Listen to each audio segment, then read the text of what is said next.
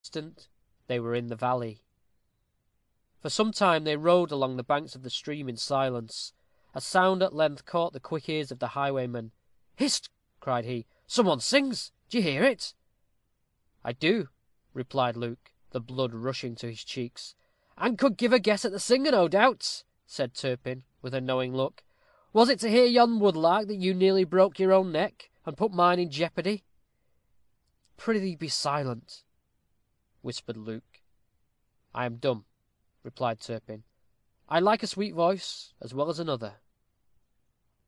Clear as the note of a bird, yet melancholy as the distant dole of a vesper bell, arose the sound of that sweet voice from the wood. A fragment of a Spanish gipsy song it warbled. Luke knew it well. Thus ran the romance: La Gitanilla. By the Guadalquivir, ere the sun be flown, by that glorious river sits a maid alone.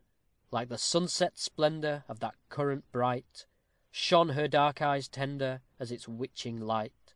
Like the ripple flowing, tinged with purple sheen, darkly, richly glowing, is her warm cheek seen. 'Tis the Gitanilla by the stream doth linger, in the hope that eve will her lover bring her. See, the sun is sinking, all grows dim and dies. See, the waves are drinking glories of the skies. Day's last lustre playeth on that current dark, yet no speck betrayeth his long looked for bark. 'Tis the hour of meeting, nay, the hour is past. Swift the time is fleeting, fleeteth hope as fast. Still the Gitanilla by the stream doth linger, in the hope that night will her lover bring her. The tender trembling of a guitar was heard in accompaniment of the ravishing melodist. The song ceased. "Where is the bird?" asked Turpin. "Move on in silence, and you shall see," said Luke, and keeping upon the turf, so that his horse's tread became inaudible, he presently arrived at a spot where, through the boughs, the object of his investigation could plainly be distinguished, though he himself was concealed from view. Upon a platform of rock, rising to the height of the trees, nearly perpendicular from the river's bed, appeared the figure of the gipsy maid.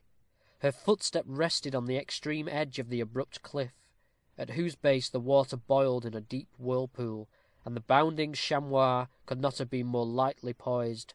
One hand rested upon her guitar, the other pressed her brow. Braided hair of the jettiest dye and sleekest texture was twined around her brow in endless twisted folds, rolled as it was in many a curious fret, much like a rich and curious coronet, upon whose arches 20 cupids lay, and were as tied or loth to fly away.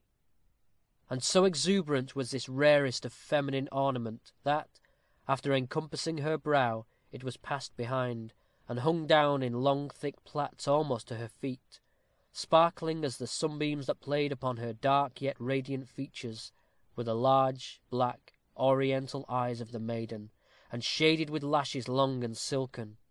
Hers was a Moorish countenance, in which the magnificence of the eyes eclipses the face, be it ever so beautiful, an effect to be observed in the angelic pictures of Murillo, and the lovely contour is scarcely noticed in the gaze which those long, languid, luminous orbs attract. Sybil's features were exquisite, yet you looked only at her eyes. They were the lodestars of her countenance. Her costume was singular, and partook, like herself, of other climes. Like the Andalusian dame, her choice of colour inclined towards black, as the material of most of her dress was of that sombre hue. A bodice of embroidered velvet restrained her delicate bosom's swell. A rich girdle, from which depended a silver chain, sustaining a short poniard, bound her waist. Around her slender throat was twined a costly kerchief, and the rest of her dress was calculated to display her slight yet faultless figure to the fullest advantage. Unconscious that she was the object of regard, she raised her guitar, and essayed to touch the chords. She struck a few notes, and resumed her romance. Swift that stream flows on, swift the night is wearing, yet she is not gone, though with heart despairing. Her song died away. Her hand was needed to brush off the tears that were gathering in her large dark eyes. At once her attitude was changed. The hair could not have started more suddenly from her form. She heard accents well known concluding the melody. Dips an oar splash, hark! Gently on the river, 'tis her lover's bark. On the Guadalquivir, hark! A song she hears. Every note she snatches as the singer nears. Her own name she catches. Now the Giantilla stays not by the water, for the midnight hour hath her lover brought her. It was her lover's voice. She caught the sound at once, and starting as the roe would arouse herself at the hunter's approach, bounded down the crag, and ere he had finished the refrain, was by his side. Flinging the bridle to Turpin, Luke sprang to her and caught her in his arms. Disengaging herself from his ardent embrace, Sybil drew back, abashed at the sight of the highwayman. "Heed him not," said Luke. "It is a friend." "He is welcome here, then," replied Sybil. "But where have you tarried so long, dear Luke?" continued she, as they walked to a little distance from the highwayman. "What hath detained you? The hours have passed wearily since you departed. You bring good news?" "Good news, my girl, so good, that I falter even in the telling of it. You shall know all anon. And see, our friend yonder grows impatient. Are there any stirring? We must bestow a meal upon him, and that forthwith. He's one of those who would brook not much delay." "I came not to spoil a love meeting," said Turpin, who had good humoredly witnessed the scene; "but in sober seriousness, if there is a stray capon to be met with in the land of Egypt, I shall be glad to make his acquaintance. Methinks I scent a stew afar off." "Follow me," said Sybil. "Your wants shall be supplied." "Stay," said Luke. "There is one other of our party whose coming we must abide." "He is here," said Sybil, observing the sexton at a distance. "Who is that old man?" "My grandsire, Peter Bradley." "Is that Peter Bradley?" asked Sybil.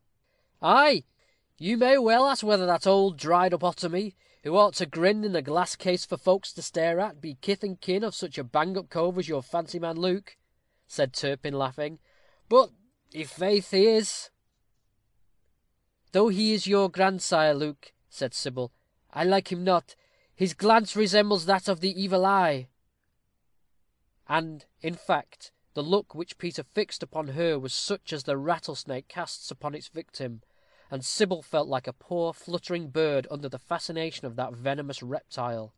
She could not remove her eyes from his, though she trembled as she gazed. We have said that Peter's orbs were like those of the toad. Age had not dimmed their brilliancy. In his harsh features you could only read bitter scorn or withering hate, but in his eyes resided a magnetic influence of attraction or repulsion. Sybil underwent the former feeling in a disagreeable degree. She was drawn to him as by the motion of a whirlpool, and involuntarily clung to her lover. "It is the evil eye, dear Luke." "Tut, tut, dear Sybil. I tell you it is my grandsire."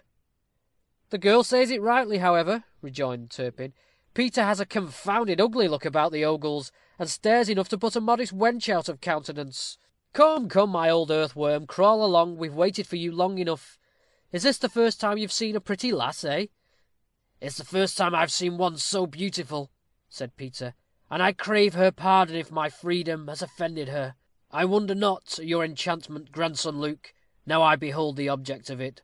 But there is one piece of counsel I would give to this fair maid.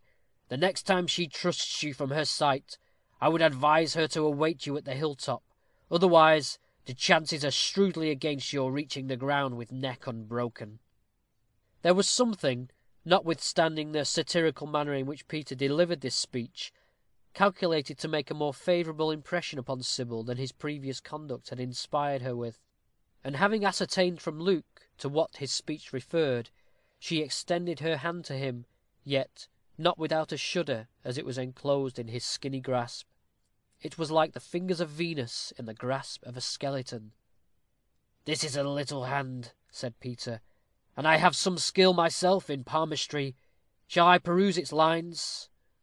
"Not now, in the devil's name," said Turpin, stamping impatiently. "We shall have old ruffian